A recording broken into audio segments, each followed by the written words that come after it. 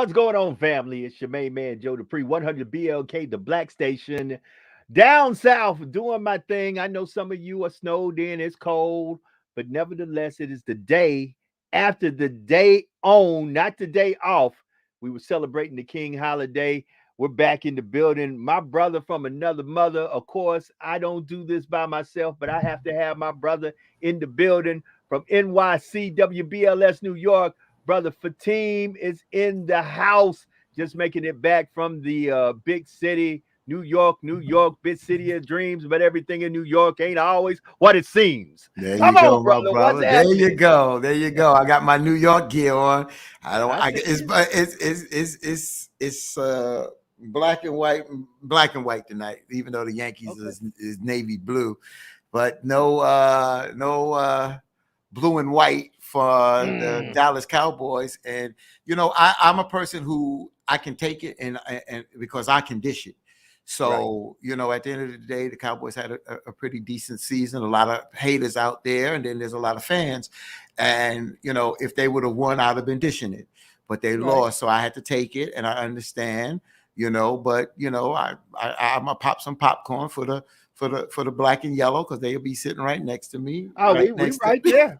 We right there. We out it. We never expected. We have six. Last time I checked, we got more rings than anybody else. And until somebody cracks six and ties it up with me, guess what? Everybody else striving to be the Pittsburgh Steelers. Because right now we got more than anybody else. So and we didn't expect this year to go any further. Well, I didn't expect us. I'm a hmm realist. I'm a Steelers fan, but I didn't expect us to make it to the playoffs. I'll be very honest with you.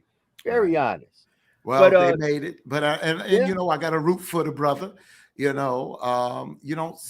they talk about this. See, this is what I'm saying, and this is for another show. But see, Colin Kaepernick is right. See, they don't want to talk about this. How far have we moved away from affirmative action in the NFL or in sports, correct. especially when it comes to black coaches, black ownership in the NFL? It's just a sad reality where we are at today. Correct. Correct. I mean the craziest thing, okay, let's just look at something hmm before we bring in our guests and we hmm begin to talk about a different side of Dr. Martin Luther King that most people never hear about. And this is the militant side, the side that was a revolutionary. But let's talk about this. Look at the offensive coordinator for the Cowboys and compare him to the offensive coordinator of Tampa Bay. Now, here's the funny thing: the offensive coordinator of Tampa Bay is a winning offensive coordinator since he's been there. Right. Nobody mentions his name in any shape, form, or fashion for a head coach's job. However, when it comes down to the Cowboys, that guy, he's ready. He's up. It's amazing to me. Kevin Summerlin had a great winning record at A&M to the point that he was at today. If you compare him to Jimbo Fisher, his record makes Jimbo Fisher look like a rookie. But Jimbo Fisher, a great coach, and Kevin Summerlin had to go. Right. Right. But then again, it just shows the disparity. And it's like, when Colin Kaepernick got out there, you had the president, I hate to call him that, but he was the president of the United States. He Yeah, did at the win time. at the At the time. time. And, everything gets outshadowed. See, that's what they do. Instead of dealing with the problem, you Right. understand? Instead of dealing with the cancer, they're going to Right. say, look at the medicine, look what you ate, but let's deal with the problem. And that's what Colin Kaepernick and other folks said. Look at how many folks, black and white, but a lot of black ball players that suffered from the hits in the NFL. You understand what I'm saying? Hmm. So and how these people, the players were affected by being hit, and it affected them in the future. So again, the disparities, and we are always going to fight. So anybody comes on and talks about that they want to take Black history out of the schools and CRT out of the college classes or the law classes. No, we're not going to sit here and tolerate. You're trying to change the vote. You're trying to hold on to the last gasp that you have. That's the problem in America. The people that were in power, you're dwindling, and you're trying to hold on to the last gasp. And you know what, Joe? It's going to be a fight. We got to fight for it. But damn it, we ain't going to lay down, damn it. Let's go. Let's go. Bell ring. Let's go. Muhammad Ali said, let's go. Get in that ring, baby. Let's get ready to rumble. Yeah, we ain't allowed to say you can't say that. You can't say that on the radio. You get sued. We're not allowed to say that, bro. Okay. I got that locked down, bro. I said it in my digital space. Come see me. At the end of the day, it's about equality. It's about what my shirt says. It's about us being unified, about us listening, believing, about justice, about the dream. And when it comes down to the dream, let's bring our guest in, our in-house kingologist. Let's bring him in right now. There he is. Good day. What's up, brothers? How y'all doing? We're doing good. Let me go ahead and introduce our guest this evening. This is a family member. You know, this is my first cousin, but my first cousins, you know, a lot of times first cousins or cousins, they go like brothers or brothers and brothers or sisters and brothers. And he's been my first cousin, but he's been like a big brother to me because he's looked out for me. And I give him a lot of credit. We call him Brother Adam. His name is Mr. Frankie Adams.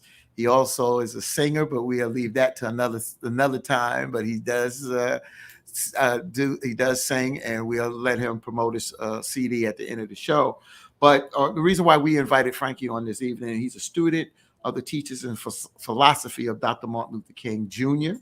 Frankie Adams has been studying, practicing, and teaching the ideology and philosophy of Dr. Martin Luther King for over 40 years. Even though Brother Adam was born in Brooklyn, New York, he was raised in his earlier years in Florence, South Carolina, during the Civil Rights Movement. And one of the things that he talks about is that when he read Dr. King's book, or books, he realized it was not a book just to read. It was a book to study. And he's come on numerous panels that I've had him on. And the late Bob Slade of the Open Line Show of WBLS and formerly of 98.7 Kiss FM in New York called him the kingologist of the history of him knowing about Dr. King. I even introduced him to Martin Luther King III, and the conversation they had, Martin Luther King III was very impressed with the knowledge that he knew of his father. So welcome, Brother Adam, to the broadcast this evening. It's always a pleasure. Peace and love to the family, and it's a pleasure to be here. Well, brother, we are gratefully happy to have you here, man. Tonight, we're going to talk about Dr. Martin Luther King from a perspective that a lot of folks haven't heard people talk about Dr. King coming in at the prelude of us coming off the King holiday. Tonight, we're going to talk like his book, Enough is Enough, because Dr. King, though they many a times tell you what they want you to hear about Dr. King was quite militant, and Dr. King was a revolutionary. And that's the perspective we want to speak from tonight, to make people understand that, look, Dr. King believed in the nonviolent movement, but he believed in us doing what we needed to do to accomplish what we need to accomplish. So, Brother Adam, the floor is yours. And first of all, I like to distinguish myself when speaking about Dr. King. You have biographers, you have followers, and you have family members, etc. Being a student of Dr. King, this is a little different from being a follower or a biographer. And a student implies that you learn something from someone. And what I've learned from Dr. King, this is the stuff that's usually not talked about in the mainstream. A biographer will talk about his personal life, a follower will talk about what they did, but a student will talk about the lessons that I've learned from Dr. King. Come on. I've learned about slavery from Dr. King. I learned about the origin of Jim Crow and segregation from Dr. King. I learned about what racism and white supremacy is from Dr. King. I learned about so many different things from Dr. King, which a lot of folk, unfortunately, they're not privy to this information. And I think that especially leaders, Dr. King left a blueprint. And I don't know why we sitting around asking what should we do about this and what should we do about that when there was an actual blueprint to follow. And very rarely do I hear in the mainstream people talking about that blueprint that he left. Dr. King was a revolutionary. And let me point out something about civil rights. Okay. Civil rights was over in 1965.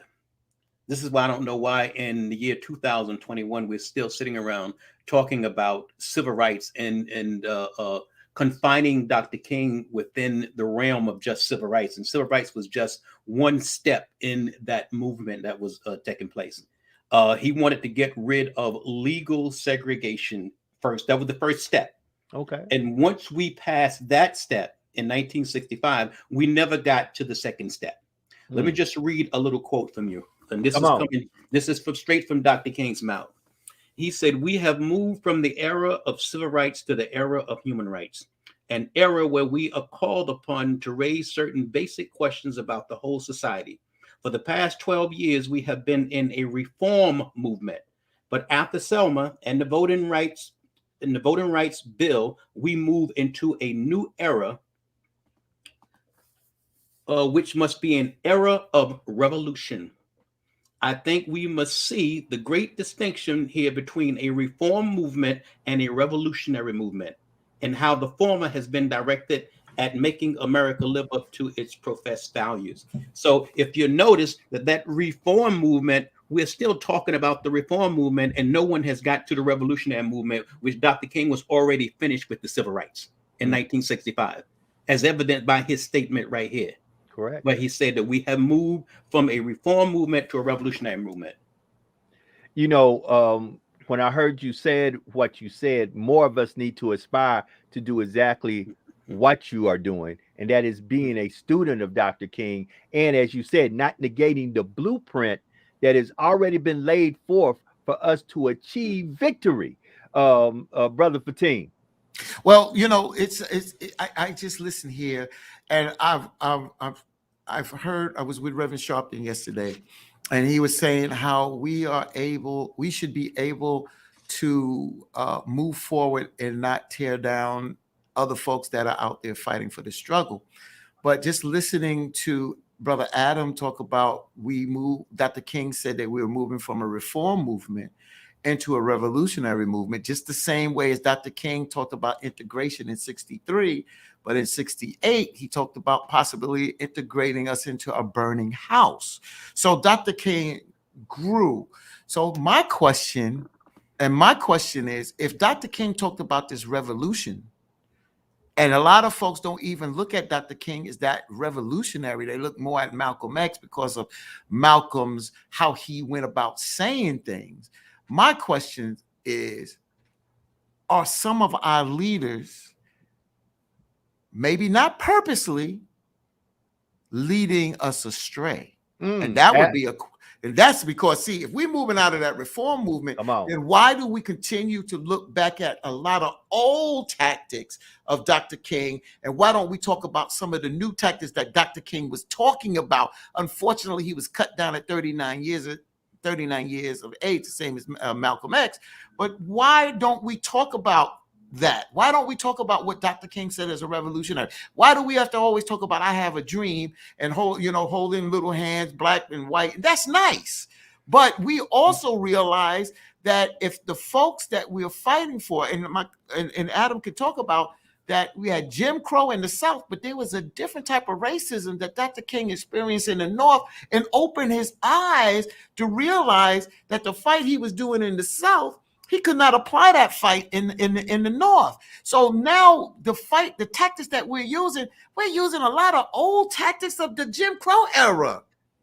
Am I right, Brother Adam? I don't know. Am I right? You're absolutely correct. And that era is over. And keep in mind that the tactics that they employed during the 60s to get rid of legal segregation in the South, it was designed specifically for and applied specifically to get rid of Jim Crow in the South. That was phase one.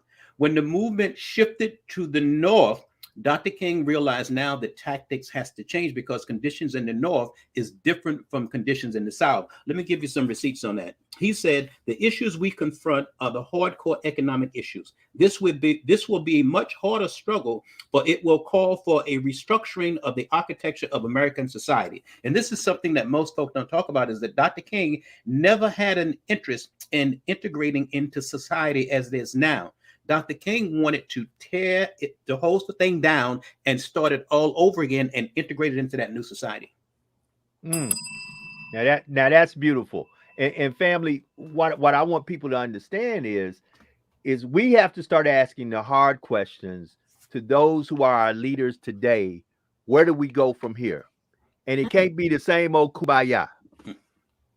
You know, listen to this quote. You want to hear something? And where's this coming from? And could you identify if this is coming from a book, so our listeners know what book is coming from? Yes, this is coming from Bearing the Cross. This is coming from Bearing the Cross. These are Dr. King's quotes. He said, now this is where a lot of folk don't want to deal with this reality, but this is where King was. He said, something is wrong with capitalism as it now stands in the U.S. We are not interested in being integrated into this value structure. Power must be relocated. A radical redistribution of power must take place. Radical redistribution of power. And not only did he, in that quote coming from Dr. King, he talked about that in his 1963 March on Washington speech, when he talked about the United States gave us a check that bounced, a bad check that bounced. This leads up to what Dr. King was saying, that you gave us a check with insufficient funds and you didn't stand up. You did not stand up to your commitments to us.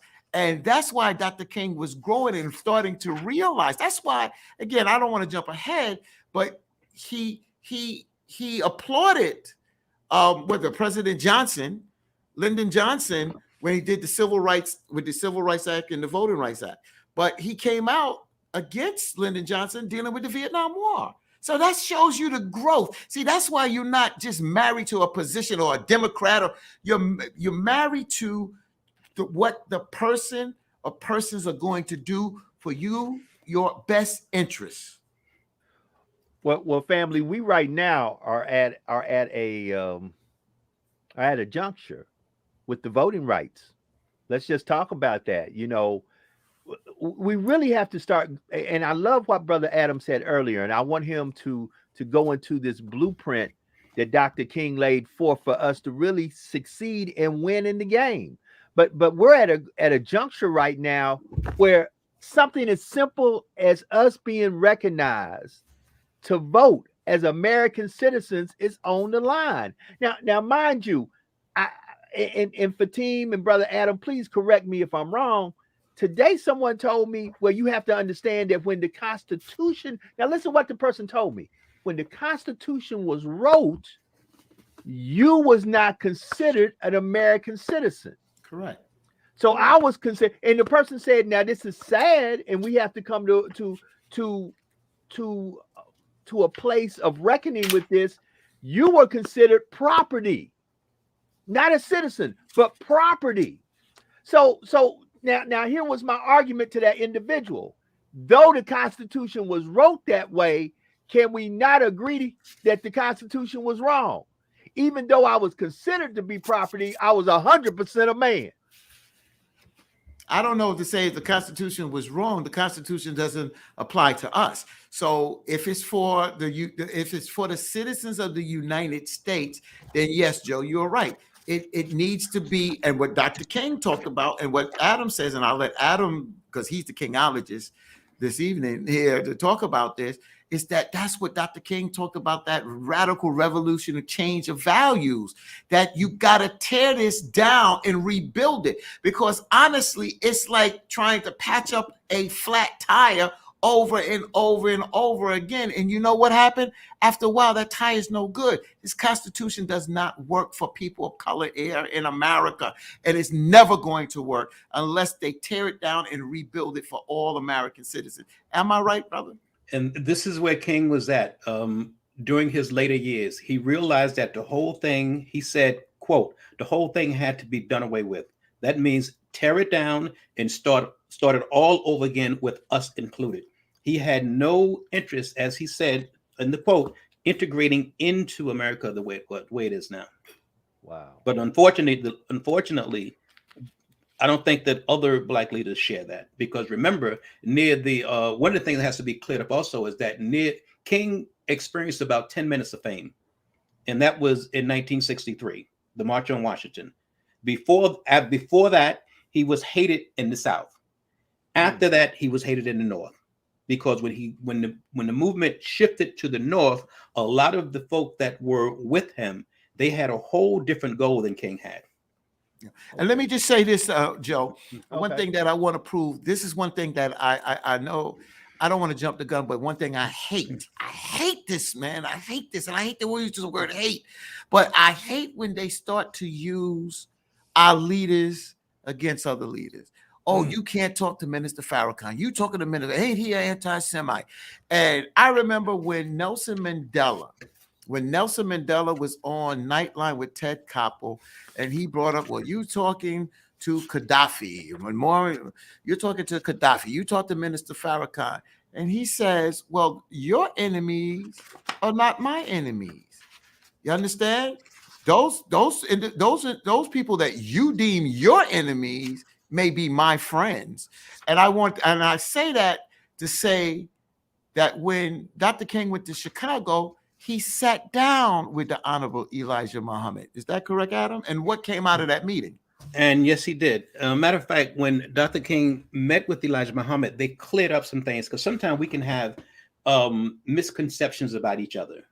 And then when we sit down and talk and we get to know and understand each other, then we kind of see that our preconceptions was false. When Dr. King met with Elijah Muhammad, he explained what he meant by integration, and Elijah Muhammad explained what he meant by separation. And they realized that there was no conflict between integration and separation. But what we did was, unfortunately, what our people did was misinterpret integration with assimilation. And there's a big difference between assimilation and integration. In order to integrate, you have to separate first. Now, let me just read Dr. King's quote, because again, I want to come straight from him. These are not my words. I want to give folk his words, Dr. King's words, not mine. He said about integration. Okay, he said, this leads me to say another thing, and that is that it isn't enough to talk about integration without coming to see that integration is more than something to be dealt with in aesthetic or romantic terms. I think in the past, all too often, we did it that way. We talked about integration in romantic and aesthetic terms, and it ended up merely adding color to a still predominantly white power structure. What is necessary now is to see integration in political terms, where there is sharing of power. When we see integration in political terms, then we recognize that there are times when we must separate it as a temporary way station to a truly integrated society. There are many Black folk who feel this, and he was talking about Elijah Muhammad after they had that meeting. They do not see separation as the ultimate goal.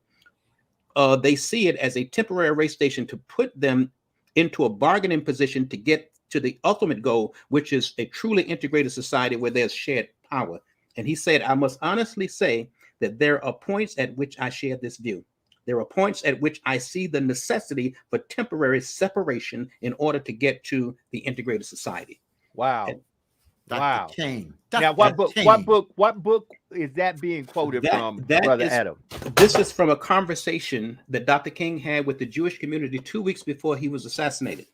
You know, and I keep asking myself this, and I pose this to our leadership, to those who aspire to say they are those who represent Black and brown folks. We got to do better. I want to, as we continue to move forward, to talk about the blueprint that Dr. King laid forth.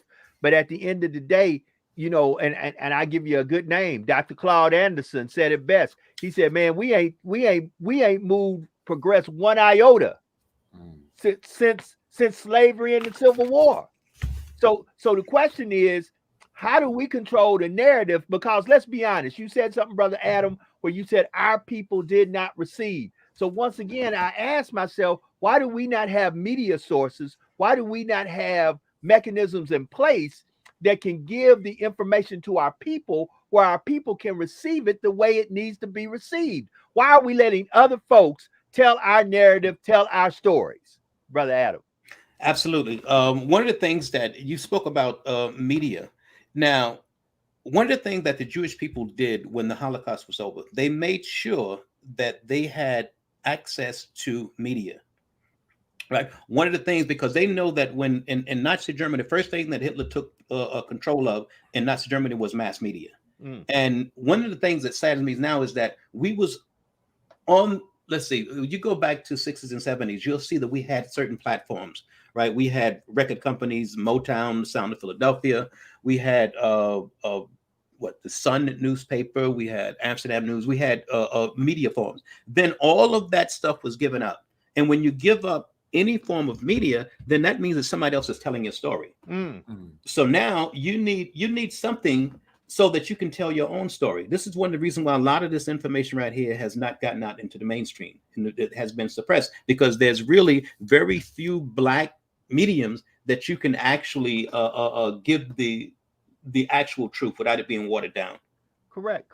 Without somebody walking in saying, y'all going a little bit somewhere where we don't want you to go, and we need to really, as we begin to look at Dr. King, and the book that keeps resonating in my spirit is Enough is Enough. We need to ask ourselves, when is enough enough? We keep on, was George Floyd, was that enough? Was let's go back. Was Trayvon Martin, was that enough? Was Rodney King, was that enough? We can keep going. When is enough finally enough that we wake up? Is this voting rights bill that's right now on the table that's really what people are doing is trying to stack the deck? All they're doing is go ahead. We don't know what the hell we're doing. We don't know what the hell we're doing. We are episodic. Meaning that you just said George Floyd, Trayvon Martin. You could go into Tamar Rice. You can go back to Emmett Till. You can go back to Rosa Parks. You can go back to the Birmingham church bombing. You can Black go Wall back Street. on and on. Black Wall Street. You can go on and on and on, and we can list a history of things. And I'll be honest with you, what have we really done to learn from that sends a message to our adversary that enough is enough? Because enough is never going to be enough. And that's where we have to look in the mirror at ourselves. If we are going to follow people that are quote unquote leaders of the Black community, then they gotta get in there and get something done. But you can't just put it on their shoulders. You know why? Because the old saying, you kill the head, you kill the body. That's why we as a group have to do it. That's why you have to read the book Post-Traumatic Slave Syndrome, because we still operate with a slave mentality. The older folks operate where there seems to be a place they don't want to push the envelope because they got a little bit of crumbs. And then you got the younger folks that don't understand the struggle that our elders went through. And then they kill and disrespect one another. So we're lost as a generation. We're lost as a people. When do we say enough is enough and we move forward collectively? When we move forward collectively, and when I use the word collectively, we don't have to all be on the same page, but we send a message that this is not going to be tolerated again. And you don't take anything off the table. People say, well, you can't go against violence. You can't deal with violence because they got all the guns. They got more guns. They got more weaponry. Well, you know what I came across? And I never discussed this with my cousin. But I came across looking up something yesterday for Reverend Sharpton's show. Dr. King said that if the tactic of nonviolence does not work, it will lead to violence. Come on. Am I right? I mean, yes, you're absolutely. And Adam, I'm gonna pass it over to you, but I really want to get this off. What we have to do is wake up, family. We really, really, really need to wake up. Ring the bell for what you just said, Fatin. You know, we've got to wake up, family. You know, we've got to bridge this. We've got too much divisive and too much dissemination amongst ourselves. The young won't talk to the old. Then we allow conservative groups to come into our communities and pluck the best of us out. And they come up with stuff because I just had a show. I was going to call for team. I talked to leaders of color. And, you know, it's crazy because there's leadership institutes all over the United States, but most of them, especially in the South, are conservative-based leadership groups where they go in our community and pluck the best of us. You know, a person had the audacity to tell me, but we have such a great leadership institute here. So I said, can you tell me when the first person of color was admitted to the Leadership Institute? Now, I live in the fifth largest city in the state of Louisiana, and our leadership institution, which teaches civics and government service, or how to work with the government, deal with government, run for office. They said about maybe 4 or 5 years ago was when they allowed the first African American into the class, and the class cost. And I'm like, and you ask yourself what the problem is. But if I bring up to you racism, or if I bring up to you that there's a problem, you tell me I'm the problem. Brother Adam, the floor is yours, sir. Okay, to the question of violence and nonviolence, I think that we have to get away from that discussion of violence and nonviolence. Whatever is most effective. You know, Malcolm X said, by any means necessary, right? Dr. King said something very similar, but he used different words. He said, we must use whatever method that is effective. If the nonviolent taxes is effective, then that's what you use. But when we get bogged down into debating about whether we should employ violence or nonviolence, we're getting away from the fact that the most effective means of achieving a desired goal or end. That's where the focus should be, not on tactics. Because remember that the nonviolence that they employed in the South, those were tactics. It was a tactic to achieve something, and it worked in the South. When the movement shifted toward the North, they realized that those tactics had to be radically modified because conditions in the North was different from conditions in the South. They was getting ready to employ what Dr. King was referred to as mass civil disobedience. But in order for any of that to work, we have to have unity and organization. And that is the root of our problem, is a lack of unity and a lack of organization. And UNITY and organization. You know, and the sad thing, and I'm gonna pass it to Brother Fatim, the sad thing that I noticed, Brother Adam, here down south is we've got too many people. I'm gonna use this phrase because I can. I actually lost the job and got punished for using this phrase when I was in mainstream. But our biggest problem is ourselves, because we got too many of us who wants to be the HNIC. If I can't be the captain of the boat, I'll sink the boat, where none of us make it to the destination we're trying to make it to. Because when we make it there, I need to be the person who's got the captain's hat on. I need to be the person sitting in the chair. Go ahead, Brother Fatim. Well, I'm going to throw a question to Brother Adam, you know, instead of just put my opinion, since we have him on. Why do you think, in the direction that Dr. King was going in, and there's a lot of leaders out here, and I give Reverend, I mean, you know, people know I work with Reverend Sharpton, and, you know, I wouldn't have worked with Reverend Sharpton if I didn't believe in some of the things that we did out here in New York City. But if I look at somebody that really walks in honestly, the footsteps of Dr. King, Reverend Barber is one of those reverends that I look at. But my question to you, Brother Adam, is why does it seem that Black folks are stuck? Have we seen the best of us perform in the past? And the reason why I ask that question, because I just look at how we still continue to not understand the power of voting, how we still have to beg a senator, 1 or 2 senators that call themselves Democrats, that at the end of the day, they can stand and get rid of the filibuster when it comes down to a judicial vote or another type of vote. But when it comes down to voting rights or anything that's going to affect the Black community as a whole, then all of a sudden we can't do that. And then I look back in the 60s and the 70s and early 70s, when we saw Black people striving. We saw the music, we saw Black businesses, we saw Black folks striving. And even though we have more technology and we have more opportunities today, it seems to me that we have moved backwards. What has happened, brother? You know, and what did Dr. King say about that, in a sense of a vision, from the point that if we didn't apply certain tactics or certain ideas, that moving forth in the future we would wind up being lost? Okay, I'm gonna let me just give you an analogy, an example. Newton's laws of motion. He said that objects in motion tend to stay in motion. Objects at rest tend to stay at rest unless there is outside interference. Now, I'm going to give you a scenario.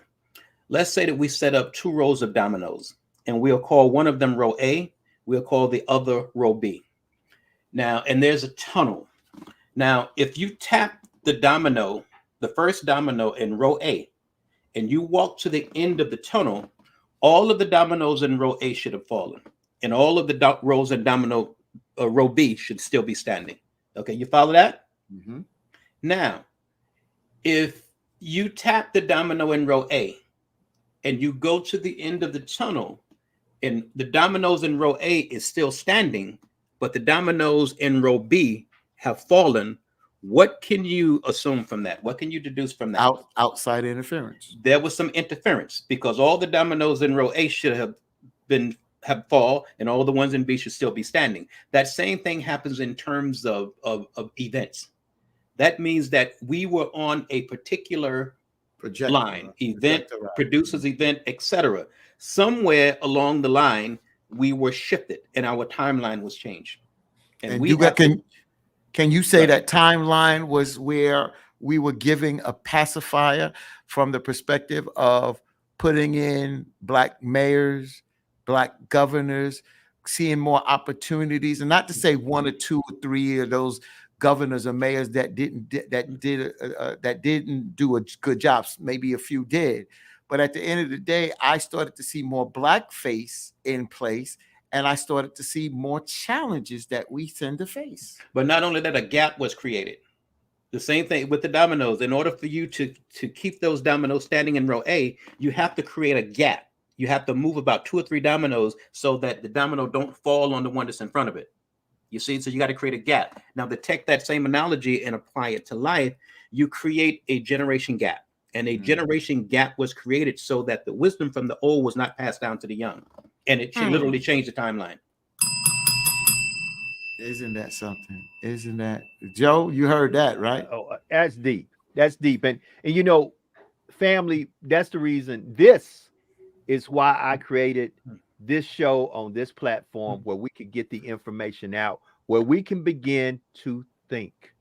I'm not here to tell you how to think or what to think, but I'm telling you, we're going to tell you where to go, read it for yourself, and begin to think. So, Brother Adam, let's talk about the blueprint that Dr. King had already laid forth, that we should come, if we would follow this blueprint, we should be successful in the objective that we're trying to obtain, which is equality, which is equality. We're not asking to be greater than, we're asking just to give us the same playing field that you had, and let's see who does what needs to be done to win, Brother Adam.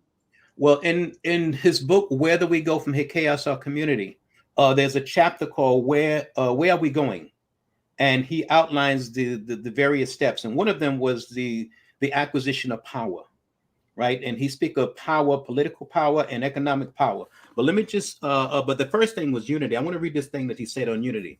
He said that this plea for unity is not a call for uniformity. There must always be healthy debate. There will be inevitable differences of opinion. The problems that the Black community confronts is so monumental and complex that its solution will of necessity involve a diversified approach.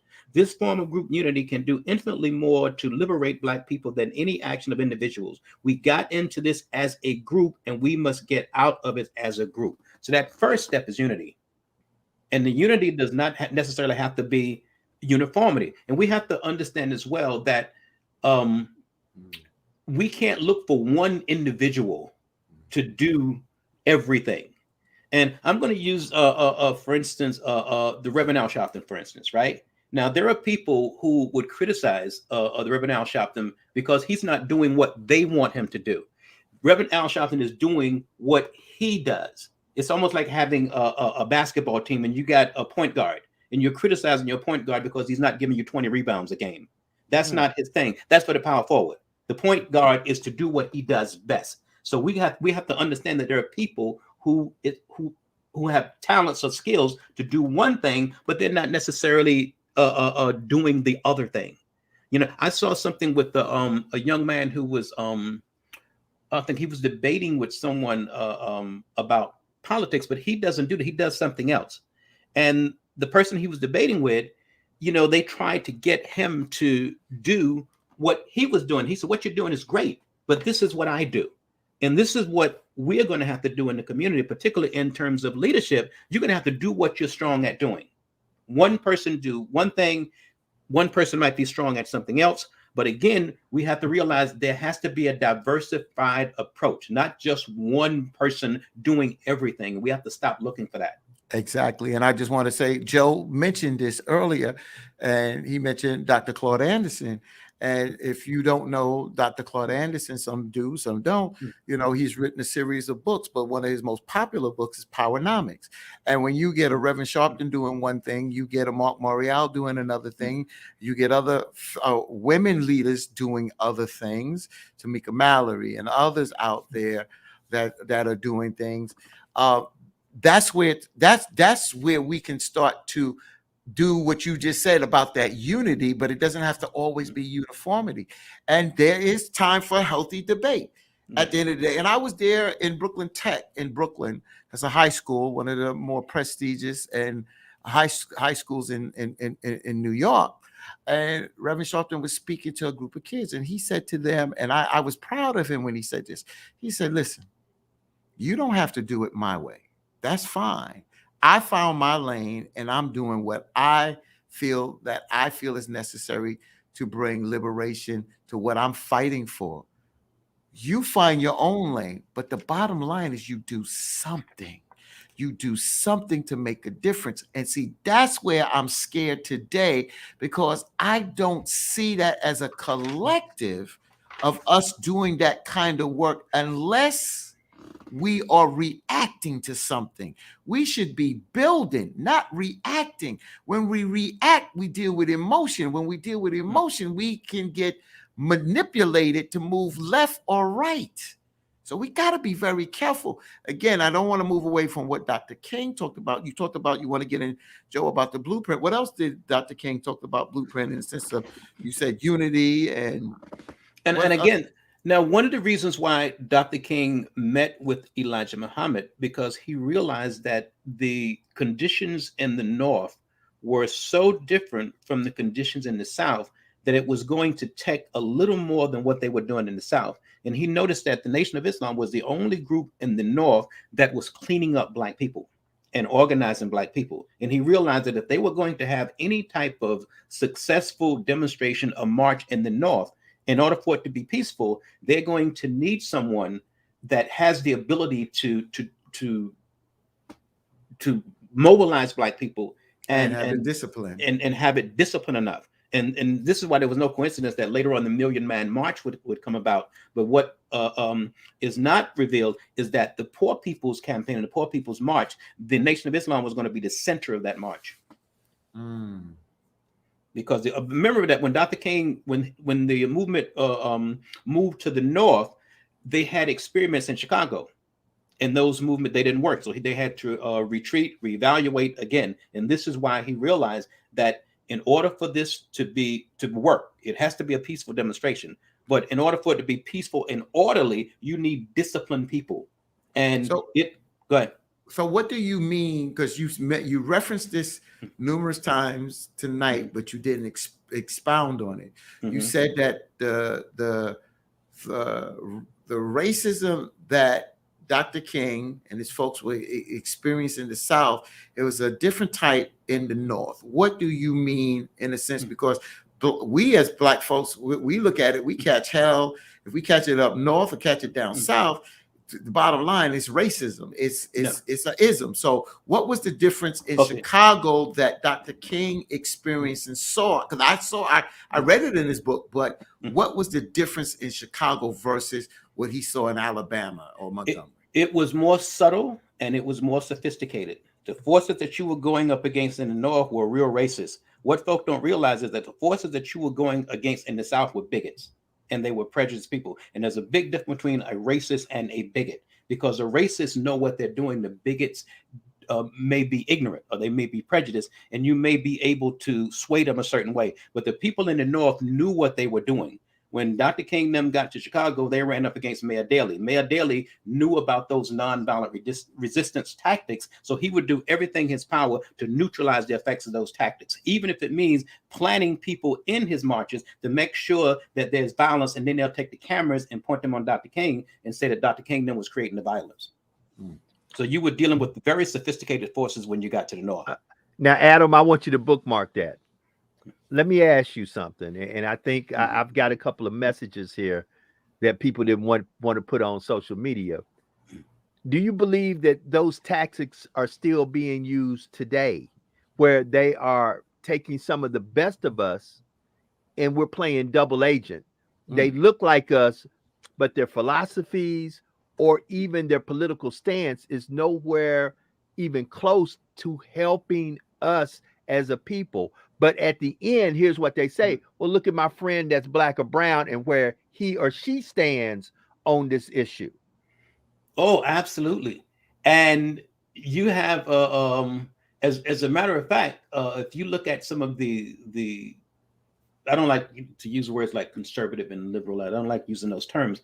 But if you look at some of those folk, if we had that kind of intelligence that was on our side, we would really be moving forward. But they have pulled away some of the best minds and they got them on their side. So how, brother Fatim, how do we attack that? Well, the first thing is you got to expose it. That's the first thing. You can't deal with something that you don't understand and see. The problem is that we are always kept behind the 8 ball. It's a tactic that has been used for centuries against us here when we were brought here in this country. And we,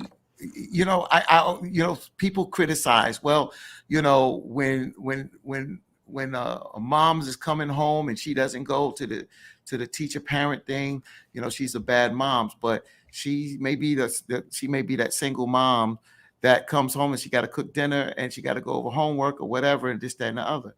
So we tend to be behind the 8 ball. We have to get more constructive in what we do. We have to change our priorities. I think that's for my opinion.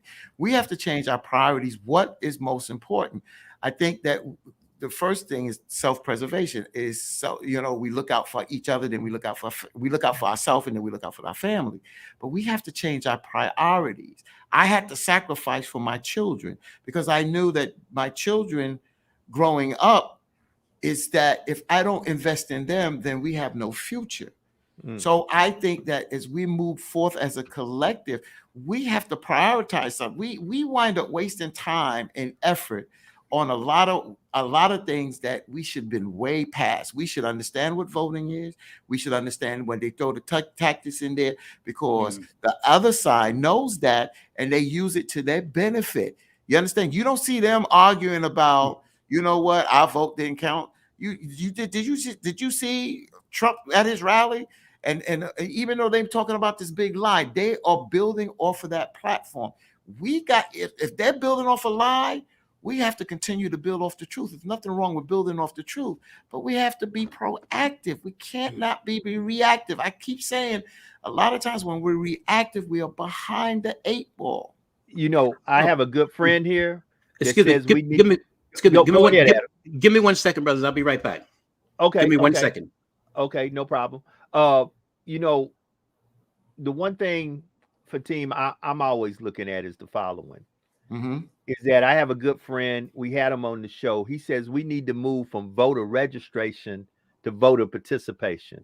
Mhm. And that's and I think that, and I was going to ask, and I'm going to ask Adam that because he is a student of Dr. King, that if he would use what he has learned from Dr. King, what would he think would be the winning formula for Mm. us to come out and come on top of this thing? Now, as soon as he comes back, I'm going to ask that. But while we're waiting for him to come back, I really want to make a few things clear. First thing I want to make clear is, family, we can't do this by ourselves. There's going to have to be some real unity in our community. And that means we're going to have to agree to disagree without falling out with one another. We've got to wake up, family. Yeah. Too many times we're falling out over stuff that is so minute that it makes no sense. And then the enemy, the true enemy that wants to keep us divided, because spiritual, and no matter what the book is, no matter what the spiritual book is, all of them speak about a house divided cannot stand. So we have to get on one accord, at least to agree. Somebody blessed me with something. I want to bless everybody with this while we're waiting for Brother Adam to come back. Understand, Moses went to the mountaintop to get the 10 Commandments, if you understand in the Bible, in the Christian faith. But however, understand this, he didn't have to. God could have come down from the mountain and went straight into the tent. Sometimes you got to leave the people to see what the people going to do once you leave, because Moses had been with the people a mighty long time and had led them out of Egypt, had put them into a good place where they didn't even have to worry about provision, because God provided manna for them on a daily basis. But what happens when that person who led you to the place getting ready to take you to the promised land has to leave for a minute or two? See, he left one way, looking one way, and came back another. Sometimes I think we've got to get to a place where, as you said, just because the head gets knocked off, things don't change. And they figure that out. That's why they go and try to get the best of us. That's why when the best of us don't come with them, they assassinate the best of us in some shape, form, or fashion. And sometimes the assassination is a real assassination. Sometimes it's a character assassination. Sometimes it's putting those who could literally pull a great deal of us up in boxes where we can't win. So Brother Adam is back. And Brother Adam, Sorry I had a about that. question I had to ask fix you. my mic No, up. that's fine. Mhm. That's fine. I had a question I wanted to ask you. Since you are a student of Dr. King, Mhm. in your studies of Dr. King, in your opinion, what would you use what you have learned from Dr. King in order for us to come out with a winning formula? The floor is yours, sir. Okay, that's a good question. One of the things would be to re-educate folk, because we have to be re-educated. And that's before you can make any kind of move. You've got to be educated on what's what. And I would say uniting would be one. Educating, clearing up misconceptions, to make sure that you're going in the right direction. Because I've always said that just because you're moving doesn't mean that you're moving forward. How do you do that? We've been talking about unifying, and and we got more books out now. I mean, my library is stacked with books of information out there. There's tons of information. Why? I agree with Joe. What is the winning formula? How does that come together? It's easy to, and I don't mean to be hard on my cousin. What I'm saying is, we've been cliches for years. What stops us from moving in that direction? What stops us? No, I don't want to do that. Why can't we get that winning formula? How do we get that winning formula together? It's easy to say we need to re-educate. How do we do it with the young? How do we do it? Well, we're going to have to do it with the young, because unfortunately, a lot of the older people are so set in their ways that they're not going to change. And this Dr. is why King spoke about that. And this is why one of the things that that over the years that I have been working with younger people instead of older people, because again, they're set in their ways and they're not going to change. But the younger people, and most of the younger people that I've dealt with, If you communicate and teach them the right thing, then they're the ones that will do it. What did Dr. King say about some of the older folks? That they're settled in their ways. No. Say Yeah. what he said. Um, Okay.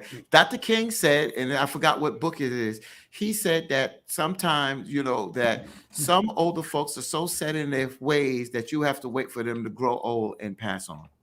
yeah. That's what Dr. King said. He said that. He Yeah, said that. unfortunately, yeah. Yeah, he said that. No, it's not unfortunately. It is the truth.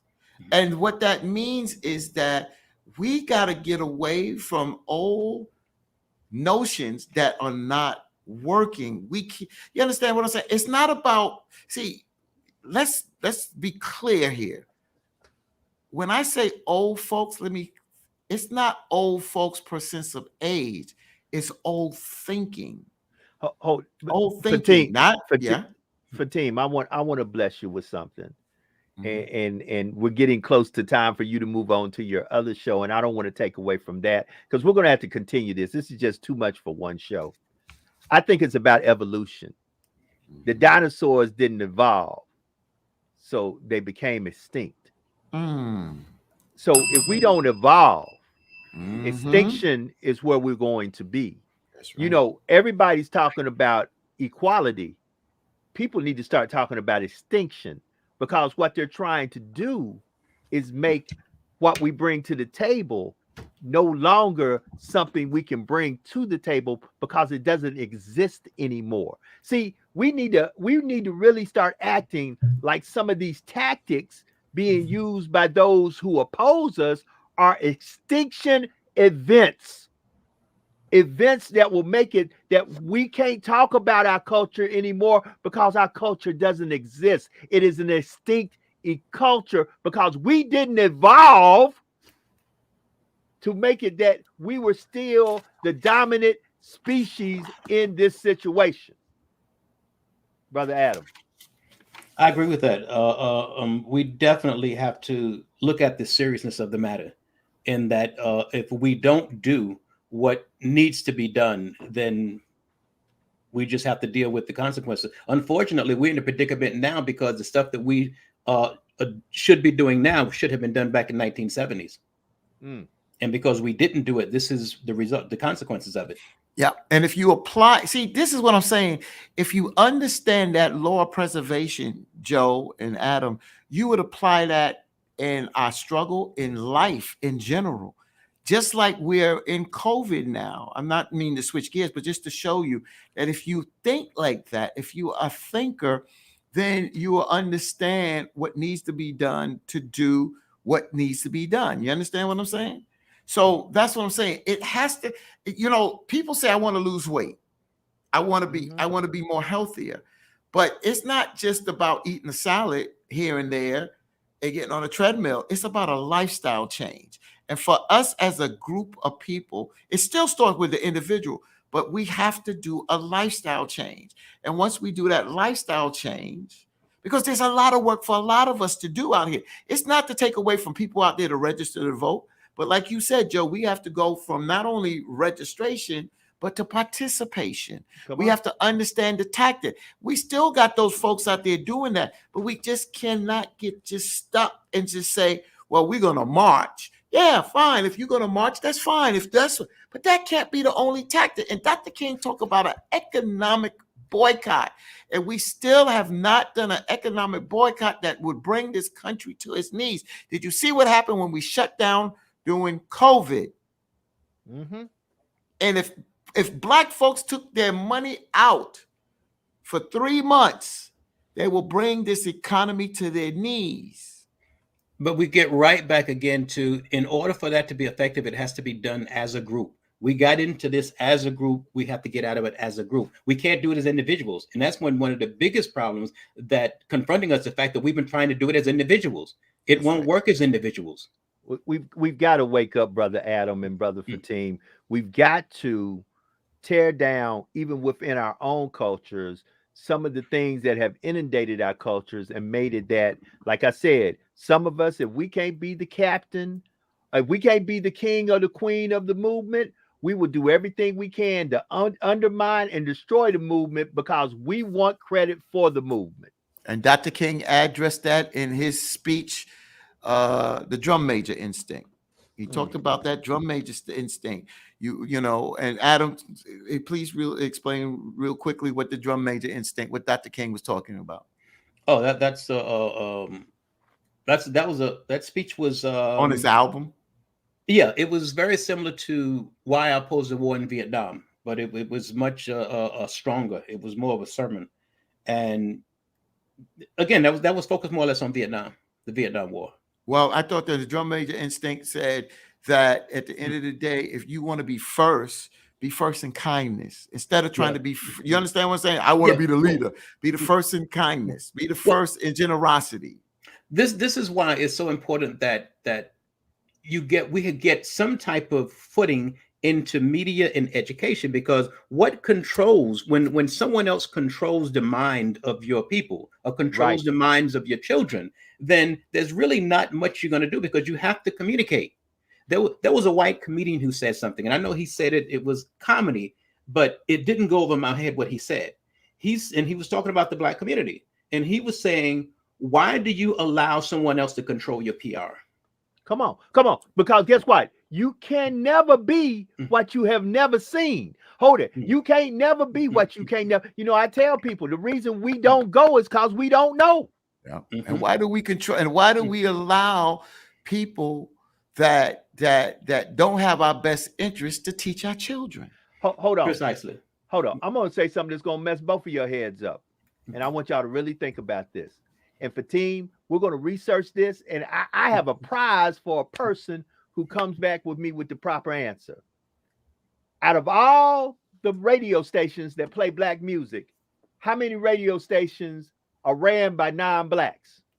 That the program director or the general manager or the owner is non-Black. Now, let me ask you this. How many country stations and rock stations and stations that play exclusively music that is made by folk that don't look like us, how many Black men you know that's own the station, run the station, or is the person managing the station? You'll find very few. There's very few Black men running country stations. There's very few Black men running AC stations or what they call. They run our. When it comes down to it, they find somebody who has a voice that's kind of smooth like ours, that don't look like us, ain't been through one day of our struggle, and they put them as the program director or the person running our stations, who decides what gets put on the air when it comes down to our issues because our music is playing. Right.